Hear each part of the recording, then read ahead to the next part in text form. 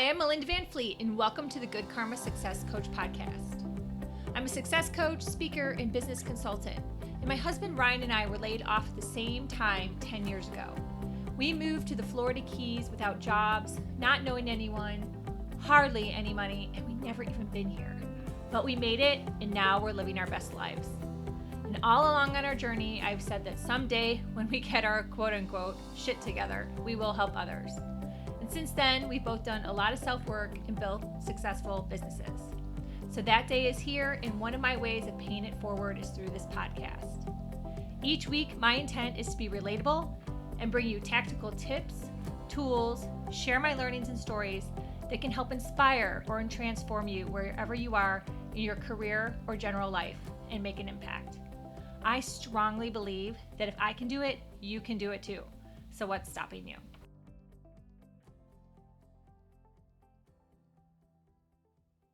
Hi, everyone. I am so excited that you're joining me this week on the podcast. I have a very special guest. Her name is Emily Frisella. If you don't know who Emily is, I hope you start to follow her after this podcast because she is really, really amazing. And if you do not end up feeling inspired after listening to this podcast, I don't know what to tell you, but maybe you want to check your pulse. So Emily is the creator of the brand Fit Home and Health. It's a life planning brand. She also has published 2 cookbooks. She is the co-host of a podcast called Food in Session. And just in general, she's a multi-passionate entrepreneur and has so many great tips and ideas and thoughts and learnings to share with all of us. I learned a lot myself. I'm getting my tongue scraper today, I believe. I ordered it from Amazon. So without much further ado, I hope you enjoy this podcast as much as I enjoyed recording it and chatting with Emily. I will put how to connect with her in the show notes. Please share with a friend or a family member. And as always, I love a rating and review on Apple. So I will stop babbling and let's get on with the podcast. Thanks for listening. Hey, Emily, how are you today? Good. How are you doing? I am doing great. Thank you so much for being on the podcast. My gosh, thanks for having me. I'm excited. Awesome. Thank you. Thank you. I love the fact that you're a successful, multi-passionate entrepreneur. Can you do us all a favor and share your journey, how you got started, any pivots or changes, and where you are now? Give a little background for the audience. How much time do we have? No. I know. I'm kind of starting with a loaded question, but we'll see where this goes. Okay. I know you do so much. So we'll do like the Cliff Notes version. Awesome. I feel like otherwise it just goes on. Okay. So I grew up on a farm and my dad was an entrepreneur. He owned trucking companies and brokerage firms. So I always knew from a young age that I wanted to be an entrepreneur and have my own company because I saw exactly what that was, which was, he worked from sun up to sundown. His office was an hour and 20 minutes one way to downtown St. Louis. And my mom was a stay-at-home mom. She took care of us girls. And, that's the lifestyle that I learned. I never knew a 9-to-5, which in hindsight now it's been very beneficial in my life because, especially my husband and I were both entrepreneurs. Like that's all I've ever known. So it's always been a very good, working relationship because I get that side of it. So I grew up, and that's kind of a little bit of my background. When I was 19, I moved out. I bought my first house. I started working when I was 14. I worked 2 jobs to save up money because I knew I wanted to buy a house. Because my parents at that time, in our hometown, they're like, you don't want to rent. You just, you need to buy something. So I bought my first house when I was 19 and, gutted it and redid it. And I was so proud of my little, bungalow house that I bought. And then a year after that, I decided to start my first brick and mortar business. I bought a building, some property, and some storage units. And I opened it was a flower shop, a luxury gift boutique. I did wedding rentals and tuxedo rentals. And I did that for several years. And at that time, I was in a relationship that wasn't very supportive of the entrepreneurial spirit, I guess you could say. And, I just caught a lot of grief and things like that. And I was just like, okay, fine, I'm selling the business. And so I put it up for sale. And in 3 hours, the business sold. I didn't expect it that quickly. So the realtor got it done. And then, 3 hours, she said, we've got a contract on it. And in 30 days, the business and the building and the property, everything was not mine anymore. So I left, that business, and I was kind of like, well, now what do I do? Because I always do. I want to be an entrepreneur, but I didn't have anything that I was like super fired up or passionate about at that moment. And a girlfriend of mine said, hey, I need a general manager of my gym. Would you mind stepping in and doing that? Because she was taking another job. She had just gone through a divorce, and she said that, she needed to work another job to be able to support herself and her 3 kids. So I started doing that. And then I just, she decided to end up selling it. So she sold that. And then I started working as a operations and accounting manager for a design firm, which I loved. I worked there for several years. I loved the people. I loved the career. I loved everything about it. But I was at the top tier of what I could be. Like I could never advance as far as a position. I was the highest that I would be there. It was a family-owned business. And I knew that as much as I loved it and loved the people, there was never going to be any more growth there for me. Like where I was at that point, that was it. And did I want to be at that point for the next 20 years? And that's no, because you know this, if you're an entrepreneur, like the challenge is keep going, keep pushing. What can I do now? What new goal can I have? And I knew that was going to be, the lid was going to be put on that pot if I chose to stay. So I had been, writing a cookbook and writing recipes and things like that for a while, and just at nights or weekends. And then my husband said, he's like, why don't you quit there and, do your cookbook, do that full time. And I was like, are you serious? And this was over Christmas, because in the industry that I worked in, Christmas to New Year's was very slow. So we would close. And this is over Christmas break. And I said, well, are you sure? And he said, yeah. I'm like, well, I mean, that would be awesome. And I would absolutely love that. And he's like, yeah, I think it's gonna be really beneficial overall, for everything, just because, we had dogs at the house. It was just kind of like, it worked better for our whole entire scenario of our lifestyle. Mhm. And so I went back to work and I gave my notice, and I gave them 60 days notice because I had to train a few people to take my position. And then I left, and then I began writing my first cookbook. And it came out in 2016, fall of 2016. My first cookbook was published and out. And I just, I loved it. And immediately I was like, okay, I got to write another one. So then I started writing another book, which took a little bit longer because of the concept, the way that it was coming about.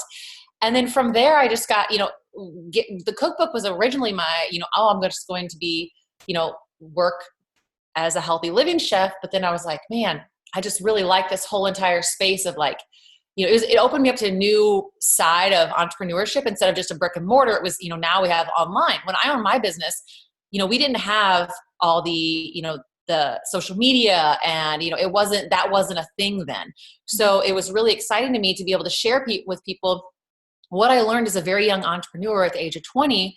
And those, 6 years I had my business, what I learned then, I could share that with people. And then what I've learned now. So I'm like, I've learned both ends of the entrepreneur spectrum, as far as like the brick and mortar and, where you have your face to face with customers, you're making phone calls, you're sending snail mail, you're putting ads in the yellow pages, to now where it's, internet based, where it's on social media, it's brand building through the internet. It's, I work as a business coach. I, help run.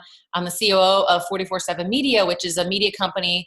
And we have the Arte Syndicate, where we help entrepreneurs level up to the next level in their businesses. I have a women in business workshop where I help women that are entrepreneurs or getting ready to start a business, no matter where they're at in the stages, to help with real life tools and tactics and, things they can put in their business. Because I just felt like there's so much like frou and feel good stuff out there, where it's like there's a lot of women out there that just want to win, and Melinda, you're one of those, you know what I mean? Like you just like, you want to win, you're willing to do what the nitty gritty work that it takes to succeed. So I wanted to start that. So like, I just feel like, everything happens for a reason. So the fact that I sold my first brick and mortar business to where I am now, it just is so exciting to me, because I just like, it's, I just feel like there's endless amounts of, chances to flourish, if that makes sense. Yeah, potential for sure. Yeah, exactly. Yeah. Wow.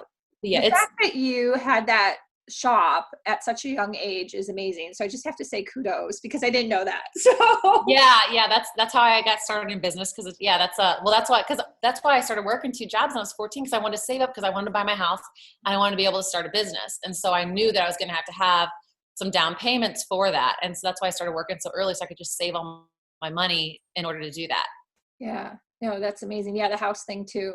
And I didn't know that. That's why, that's one of the selfish reasons I wanted you on the podcast, because I was like, I want to talk to you and learn more, because I know your background is quite extensive, and that's very Yeah. cool. That's very cool. Extensive is a nice way of crazy. I think that's good. And I talk about this once in a while, the whole niche situation, that people put pressure on people to niche down. And what if you are multi-passionate? What if you have, your store, obviously you had flowers and gifts. It wasn't just flowers, right? Yeah. So Right. I think, And that's funny. I mentioned that I had a conversation yesterday with a couple of videographers that were at our home. They were filming some pieces for me that I'm doing for a project. And one of them hasn't been around me very much and doesn't really, know me that well. And we were just talking about me being a cook, and he was like asking about like, oh, is that what you went to school for? I was like, no, I actually went for business management and horticulture, which I have the flower shop. I said, because, I was a welder for a couple years, and I would build like hay trailers and stuff. And I originally wanted to go to school to be an underwater welder, but the program was too long. And so, because I was like, I could do that. I could open my own business, underwater welding on the barges and on the coasts and stuff. Well, then it's like, then I kind of fell into the business management position, because I did like, obviously I loved business. And then the whole like horticulture thing, I just naturally liked growing up on a farm and everything. But then after that, like I was actually a scientist at Monsanto for a couple of years too. And then I went into this, so it's like, and then cooking, it's like, I told him, I'm like, I just feel like I've lived a lot of weird lives.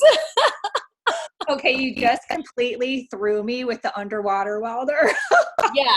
So I go from a welder to a scientist to a flower shop owner to a chef to an author to a business coach. Oh my God, that's fantastic. And just for anyone out there, if you don't follow Emily and see her on Instagram, she does not look like a welder. So that's amazing. That's definitely one of those fun facts. So what do you want to know that no one knows about me? Yeah, that would be in that book. Right. Oh my gosh. So how did you evolve then into the fit home and health? Because that is your brand. Right. How did that evolve?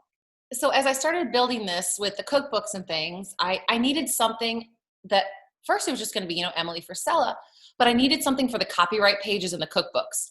And that's actually kind of what prompted it, because I was like, well, I have to come up with a brand name to put this under, because I started this all with like, knowing that was part of the cookbook thing, but I had to start it all. I started on Facebook with a free Facebook page and 15 followers that were basically my husband and my family.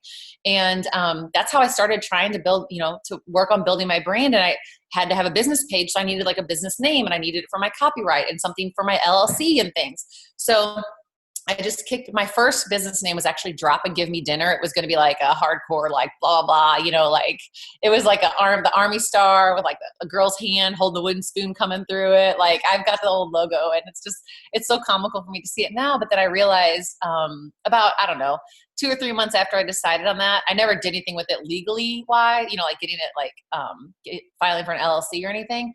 But I was like, that really pigeonholes me into food. And I knew I didn't want that, because food is one thing. However, it's like, I'm passionate about planning and organizing, and I knew that I would eventually want to have my own planners, and I wanted to be able to do more with it. So under the Fit Home and Health name, that's like an umbrella for everything that I do. Yeah, no, that's awesome. Because with your recipes, I'm going to segue into this. How do you stay so fit? Your recipes are really healthy. I will give you that. But I think the other day you had mashed potatoes, and I was like, yeah. So, okay. So a lot of it is, obviously it's portion control, but, I work out, every day. It's something that I love. It's not just, when I was younger, it used to be an aesthetics thing. Like, oh, I want to be skinny and I want to be fit. And I want, blah, blah, blah. And, and I feel like all of us, especially women, I feel like that that's kind of been a driver for us to diet or that, because we want to look good, But as I've gotten older, I'm 37. As I've gotten older, when I hit about 32 or so, it was kind of like, okay, I need to just focus on more of my health. And it is just wild to me that I started seeing better results and enjoying life and food more when I made that mindset shift that it's not just about the scale. And I know this, I'm not trying to be like frou-frou or whatever, but when I actually like quit putting the stress on myself, which I know is raising my cortisol levels and making me more like fanatical about dieting and stuff, when I let that go and realize like, I'm just going to be healthy, work out, make myself feel good. And then the aesthetic aspect can be like a benefit, like a byproduct of that. Everything shifted for me. It was just, it's like my body, like I just told my body like, okay, do your thing. I'm going to treat you well. So hopefully you treat me well type of situation. Wow. And because I notice whenever I'll try to lose, like if it's like an event, you're like, oh, I want to lose 3 pounds before this or whatever it might be, just like stupid little amounts of weight. I'll push and push and push, and I won't because my body's holding on to it because the stress and the cortisol, levels arise because I'm putting too much pressure on myself. So that was one thing, but it's also just because, I practice portion control. I count my macros, and I've counted them for so many years where I'm kind of pretty good at just eyeballing it now and knowing kind of where I'm at. But in my cookbook, The Fresh Farmhouse Kitchen, that's all like clean eating recipes that are healthy. You could, you just eat your portion and then you're good to go. And then in the Saints Plate Center's dinner cookbook, I eat from the Saints Plate all the time, especially now with my husband and I doing 75 hard, and we, there's no cheat meals right now. But, we usually always eat pretty clean, even if we're not on like a program. And then on Sundays, we would have like a cheat meal or go up to our favorite like restaurant. We'd have a couple beers and have some appetizers and just, kind of like a hangout day. So I just think it's all about, balance. I know that's like overused word, but I think it's just balance and realizing like, okay, you know what, I'm doing a lot more good to my body than I am harm. So it's okay if I wanted to have, a beer or if I wanted to have some nachos or something like that. And I feel like when you allow yourself that and you get in that mindset, you have a much healthier relationship with your, not only food, but with your body. Yeah, no, that's great advice. Sorry. With working out then, like what do you do? Because I was kind of thinking that maybe because you're so disciplined with working out, that probably has a lot to do with it too. Like it Yeah. in So, conjunction with what you're cooking, that your fuel. yeah. So I lift weights. So that makes a huge difference because you're going to be able to burn a lot more fat that way because you're scorching you're scorching your muscles. It does better than like steady state cardio and stuff. And it raises your metabolic levels. So I lift weights and then I do HIIT cardio, which is high intensity interval training. So that's where I'll lift weights for 45 minutes and then I'll jump on the treadmill or a stationary bike and do 5 to 7 minutes of HIIT cardio, which is I'll pedal, like let's say a treadmill. I'll put the treadmill on at, a 3 speed. I walk and then I jump off the side rails and I crank it up to as fast as I can. And I get on and I sprint as fast as I possibly can and do that for 20 seconds.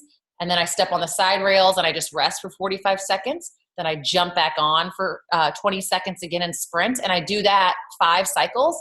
And then that raises your metabolic rate ridiculously high. So you're burning fat for like 24 hours after instead of just like steady state cardio where you burn it for just a little while after. So that's one thing. So that the HIIT cardio does make a huge difference.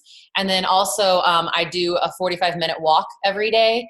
So I like the walk because it's peaceful to me. I'll take phone calls on it if I need to, if I'm trying to catch up on work. Other than that, I don't listen to anything. I just walk outside and it's super peaceful. It's almost like, I don't meditate, but I would compare that to like a meditative state when you're just like alone with your own thoughts. It's like I walk around our house where there's a lot of trees, there's a lot of nature.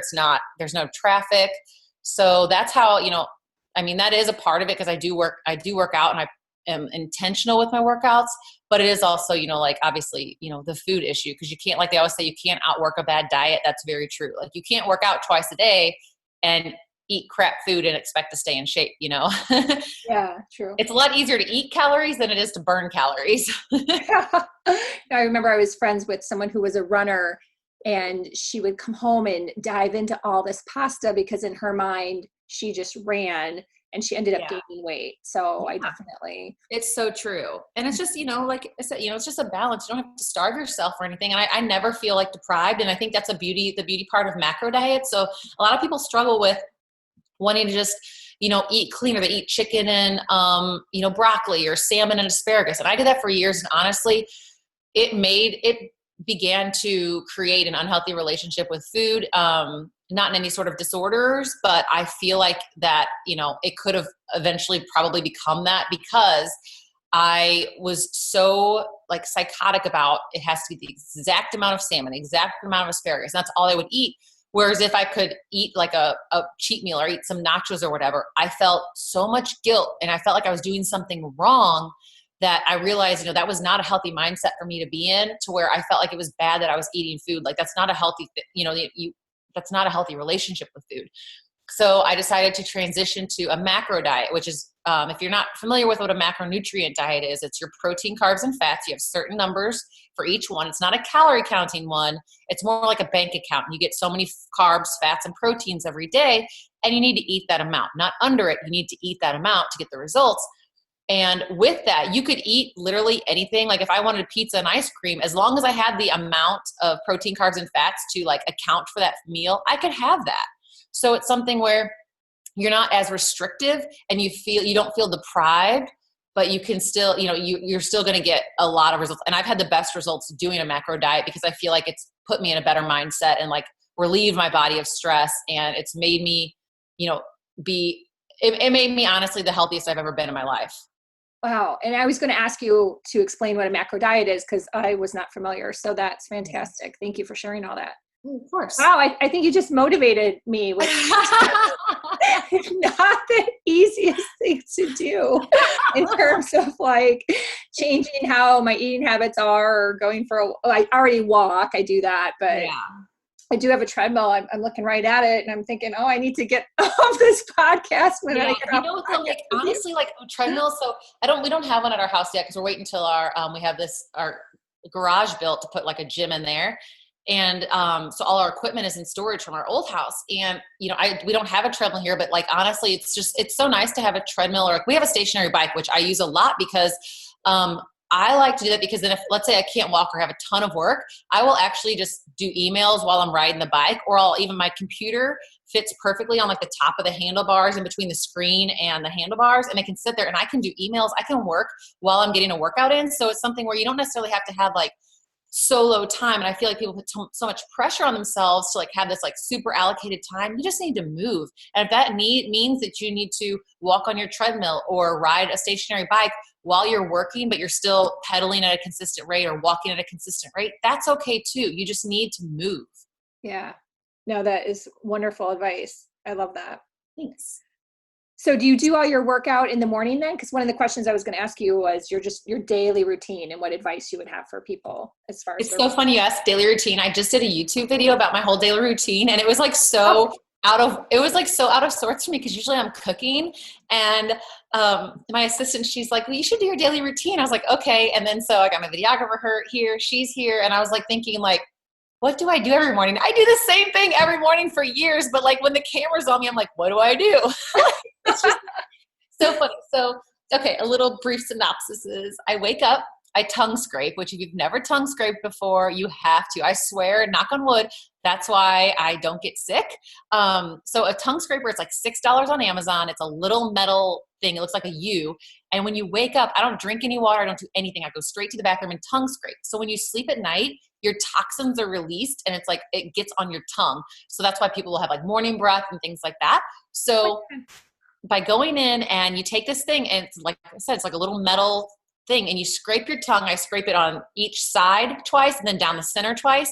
And then I'll drink water. And what you're doing is you're scraping all those toxins off because if you drink water, you're washing them all back down and you're like drinking your toxins that came out of your body at night. So I'm telling you, if you've never tried tongue scraping, do it. It's addictive and it makes a huge difference. And I feel like it just keeps me healthy. So yeah, I'll send you the link to it. Seriously.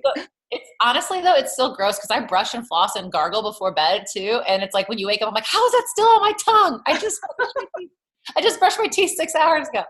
So I go downstairs, then I take my supplements. And that includes like, I'll take our 1DB Goddess from First Form product. I'll take some Master Brain, which is literally like it hits the on switch in your brain because I don't drink coffee.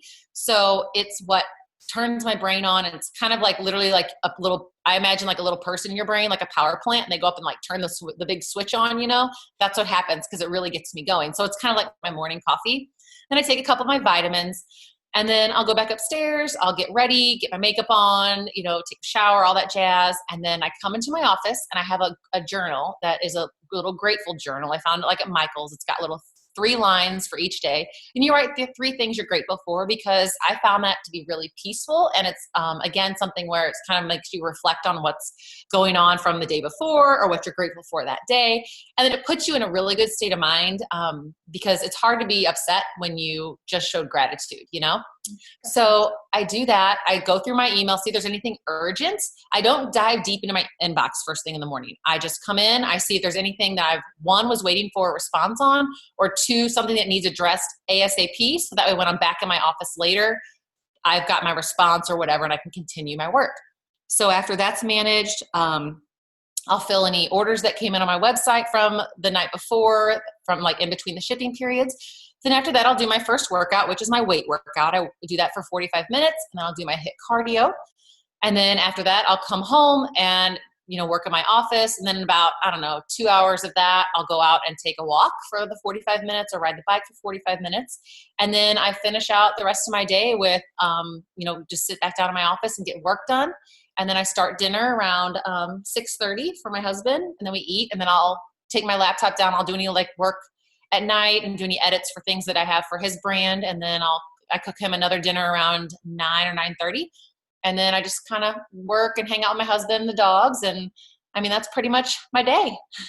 Wow. Yeah, no, that's great. Do you ever have one of those days where, because I know a lot of people struggle with this, so that's why I'm asking, where you're like, oh, I just want to sleep in? Is that every day? Yeah. So, that's one thing that I don't like about the whole entrepreneur space is people act like they're just raring to go and nothing can hold them back. And they're this supernatural person. But, everybody feels like that. You don't want to get up in the morning, or you want to just stay in bed because it's the perfect temperature and the bed is so comfortable and things like that. And yeah, so I think everybody has those. And also I feel as an entrepreneur though, it's almost more so like that, because you're oh my, because it's all on you. And you're I've got so much stuff to do today. How can I get out of this? But you can't.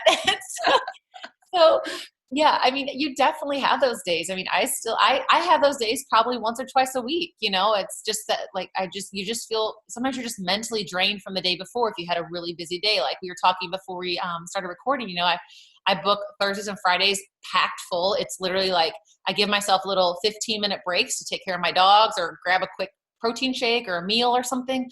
And then I'm back at it, on calls or doing whatever.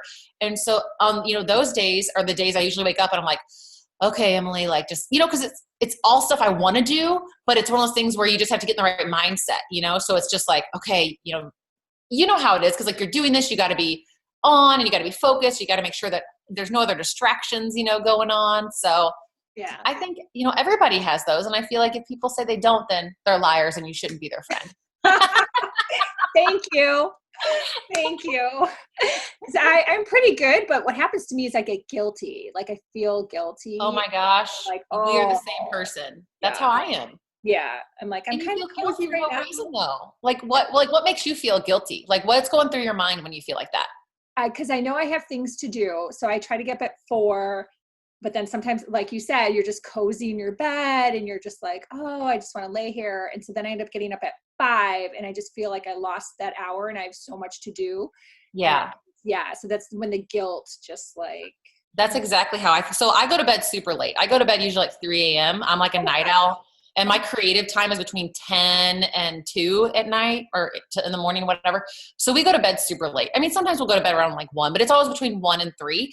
So my thing is I'm getting a lot done, and it works out good with my team because some of my people on my team get up at 4. And so I'm sending them stuff at 2 or 3 in the morning, and then they're up an hour later working on it. So by the time I wake up at, 8 or 9, they're already got my stuff back to me. However, when I wake up at 8 or 9, because I go to bed at, let's say 2 or 3 o'clock, there's so many text messages and so many emails because people have started at 7 a.m. So I feel I'm 2 hours behind everybody else, even though I really only got, 6 hours of sleep, but it makes me feel guilty. Oh my gosh, they've been waiting on me and I was sleeping, and it's just wild. Yeah. Yeah. So I can totally relate.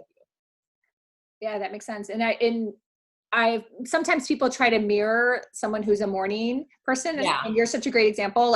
don't do what you are wired to do. If you're a night person, Right. be the night person. That's good. I'm so glad you say that too, because I feel like there's that also that pressure in the social media space of like, if you slept till 6 a.m., you're losing. I'm like, look, I've only been asleep for 3 hours. Cut me Yeah. some slack. Cut You me know, some slack. well, and He people that, doesn't know. people have a natural rhythm to their sleeping patterns, and Andy and I are both on track where like we both, we get up at the same time and we go to bed at the same time. Like we've always done that the whole time we've been together. And it's something where we're like, we're not big morning people because I like slow mornings. I like to wake up and I don't book any single thing until 10 a.m. or later because I want to have that hour or 2 hours to myself of just taking my time and getting ready and, straightening up the house or doing whatever I need to do. And you can still be as effective as anybody else. You just have to be in your own time when you're comfortable, when you're at your zone of genius. Yep, absolutely. Absolutely. So if someone was to start out in business now, what maybe a couple tips would you give them, especially with social media? Because there's people that started, years ago, so they have bigger followings, and now the landscape has changed. Just in general, like whether social media or just in general, what tips would you give someone starting out? Okay, so the big thing is, you need to envision your brand.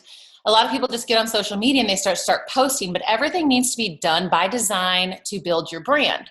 So what I mean by this is some people start on Instagram with, let's say I'm selling bottles of water. I'm saying that just because I'm like literally looking at one right now. So I'm opening a bottled water company and I just start posting like, here's a bottle of water by an alarm clock. Here's a bottle of water by and you just start posting with no real intention behind it or nothing that's going to educate or entertain people. They're not going to be interested in that. And people are I always use the comparison of Facebook is where you take a random picture when you're at a concert or at an event and you post it and then it's like carefree, whatever. Mm-hmm. Well, Instagram especially is more about building a brand. There needs to be a thoughtful presence behind it. There needs to be a reason for why you're posting it. There needs to be a good message. There needs to be a strong message because that's where you want to build at because, and you use your hashtags like Google. Hashtags are the Google of Instagram. People search for things like that. So if I'm a bottled water company, I would use hashtags like hashtag water, hashtag clean water, hashtag bottled water, because people can search those and then find me. So it's really about building your brand by design, deciding what you want your look to be. You don't have to have like a crazy theme. Like, you'll see these big bloggers that have a certain like filter on all their pictures and things like that. You don't necessarily have to have that, but you need to have some sort of direction as to where you're going with things. And I'm not saying you have to have your 10-year plan mapped out, but you need to know that, okay, I'm going to post this kind of content. I want to reach this kind of group. I want to, educate people on the purpose of, clean drinking water and things like that. So there needs to be a vision behind it. Another thing is buy your domain, obviously for your business, but then also buy your domain that is your name if it's available, because you never know when you'll want to change that. As if you have, fithomeandhealth.com, then let's say you want to do more than just bottled water that would be called Fit Home and Health. You want to have something under your domain name. I'm speaking from experience because I did not do that. And now someone owns my domain, or what would be my domain, and they're trying to sell it to me for like $150,000. And I told them to kick rocks. So I immediately tell new people, buy your name, like, melindavanfleet.com, go buy that and then buy everything with your business. Buy every domain there is. They're very cheap. You can get them on GoDaddy. They're like, $1.99 or 99 cents. So definitely do that. And then also, take the steps into what your branding is going to look like. If you did, there's a branding package. What are your colors? What are your themes? What's your logo? Develop that because you want to have some brand recognition with things, and that's not just your face. So it needs to be your logo or what your style logo is. If you look at my logo, my Fit Home and Health logo and my Women in Business logo, they're very, very similar, and that's by design because that when people see a circle logo with the letters inside of the circle, they'll think of me. So it's thinking about little strategic things like that to be able to have that recognition. And it, people think of you, even if it's not. If you saw another logo that looked similar to a Fit Home and Health logo or Women in Business Workshop logo, you would think of me, which will make you come back and be like, oh, you know what? I haven't seen her on Instagram. Let's see if there's anything new on there to bring people back to your brand. That's awesome. That is great. Thank you. Oh, thank you. Well, I Oh, go love on. the whole brand building thing. That's like my favorite thing with businesses. I feel like you'd be the same with like being an entrepreneur. It's like, it's the building part that's like so fun. Yeah, it is. But I feel like I've had some kind of searching and tweaking and pivoting a little bit. Did you feel like that when you were starting out? Oh my gosh. Yeah. I feel like, I'm still like that. If we're being honest, I feel like, everybody, no matter how many years you've been in business, I feel like there's always that because I, I feel like that's just part of being an entrepreneur is you're always trying to do better in things and you're always searching for like, what else can I do? Not necessarily to pivot in a strong way, but be, vertically integrated is how else can I expand on my brand? What else can I do? So I feel like, in all honesty, I feel like everybody's still that way, because I still think about that. I just changed my logo 3 years ago and I've had it for 7 years now. You know what I mean? So like there's still opportunities to change that and shift and, so I think, people, I feel like that's totally natural and people shouldn't feel bad about that. Yeah. No, I appreciate you saying that because I do feel like that's one of the things that isn't talked about very often. Yeah. So, What did you feel like? How did you feel with that? Like, yeah. what were little like roadblocks or like, questions you were asking yourself? Sure. It's for me it's been mirroring the two the piece of me that is more like spiritual and connected with like mindfulness and mindset along with the business aspect and Yeah. trying to just create my brand around that Mhm. in a lane that makes sense. Yeah. And I think that's really common now. I think because with Instagram, I feel like it's taken the spiritual aspect of things to the next level because I feel like before it was more of, and I'm not trying to get like into religion or politics, but I feel like it was more of a religious thing versus now, people, their spiritual side, they're really growing. And I feel like it's very natural for entrepreneurs, especially. And I feel like they need it even more. And I found this just from working with our entrepreneur group. A lot of them need a spiritual guidance in it because they know the business side of it, but the spiritual side is all encompassing. It's like, think about like, okay, so for girls, like you have your purse, you have all your stuff in your purse and you know exactly where your wallet's at, where your phone's at, where your lip gloss is at. Those are little bitty things, but the purse itself that's holding everything is the spiritual side of it. So you have to be able to really be able to expand on that and keep your mind open to things and to look for things that's good because that's your spiritual side. That's what's holding you together. That's what's holding all the contents in and what's going to, help you. So that's just, I feel like that's a very, very important thing for entrepreneurs, especially now. Because I feel like there's more pressure, there's more competition out there, there's more what is deemed to be competition that perhaps is not. There's so much where people are second guessing themselves because they're seeing this, there's this comparison, and comparison is, you fall into a pit of that. And then obviously it steals all of your thunder and your joy. So no, I love that you're trying to find a way to like marry those together.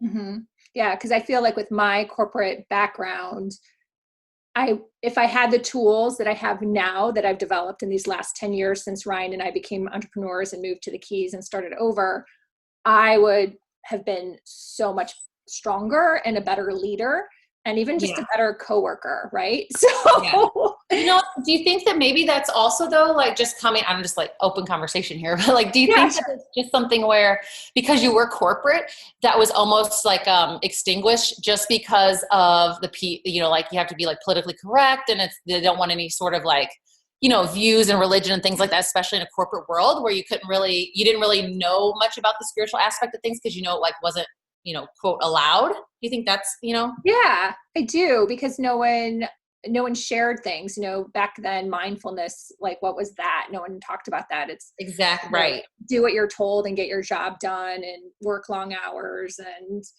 that whole bucket, which unfortunately still exists today. And what I've found working with people is the toxic and passive aggressive environment has just been growing. And it's very fascinating to me with all this other discussion about mindfulness, let's say, that Hmm. the toxicity in workplace is just out of control. So it's a very interesting um, It is. two sides that's going on out there. Yeah, and it's hard to extinguish that in the corporate environment because you can't say certain things. You can't do certain things, and certain things can't be addressed. So therefore, it's like you constantly have like these just little drops of gas put on the fire to keep it going, and it makes it where it does become a toxic work environment. People don't want to be there, and Right. it just kills any sort of culture that they have.